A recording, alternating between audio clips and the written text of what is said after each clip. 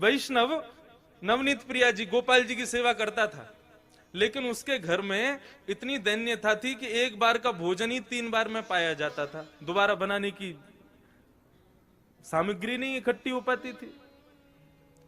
अब उसका कोई एक मित्र आया, वो पैसे वाला, उसने आकर के उससे कहा और भाई सब ठीक? बोले हाँ सब ठीक। बोले तुम्हारा दिन सुधर गए कि नहीं? बोले अब वैसे ही है भैया, क्या करें, एक समय अब रोटी बनती है, उसी से शाम तक का गुजारा होता है। बोले अच्छा तुम पूजा वूजा करते हो क्या? बोले हाँ। बोले किसकी करते हो? बोले गोपाल जी, नवनीत प्रिया जी, लड्डू गोपाल, इनकी पूजा करता हूँ।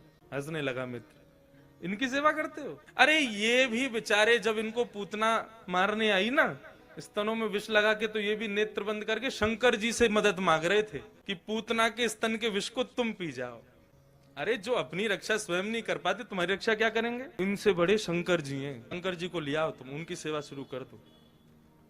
अब बेचारा मरता क्या नहीं करता, सब कर लेते हैं। शंकर जी ले आया दूसरे दिन, और नवनीत प्रिया जी लड्डू गोपाल जी को दूर एक जगह टेबल पे बिठा दिया। बोले तुम्हारी सेवा अब हो गई, तुमने तो कुछ किया नहीं, अब इनकी करेंगे हम। अब शंकर जी की पूजा उसने शुरू कर दी।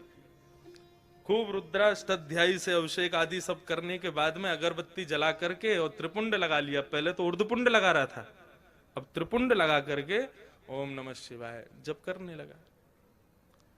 अब जैसे ही आंख खोल के देखा तो जो उसने अगरबत्ती जलाई थी उसका धुआं उड़ करके गोपाल जी के पास जा रहा था। अब वो धुआं है, वो तो कहीं भी जा सकता है। अब जैसे ही गोपाल जी के चारों तरफ उसने धुआं देखा तो ठाकुर जी के पास जाके क्या बोलता है, इतने वर्षों से सेवा कर रहा था, तब तो मेरी नहीं सुनी, आज दूसरे किसी को ले आया तो चिढ़ के मारे उसकी अगरबत्ती भी खुद ही सूंघ रहे हो। ठाकुर जी को बोला तुमको यहाँ बैठने ही नहीं दूंगा, अलमारी में बंद करूंगा। जैसे ही ठाकुर जी को इस भाव से उठाया, ठाकुर जी प्रकट हो गए वहां पर, चरणों में गिर पड़ा। बोले महाराज आपने आज तक मुझे दर्शन नहीं दिए, शंकर जी के आती दर्शन कैसे हो गए? बोले देख ये भेद बुद्धि मत रख, मुझ में शंकर जी में कोई भेद नहीं है, और शंकर जी आए इसलिए दर्शन दिए ऐसा भी नहीं है।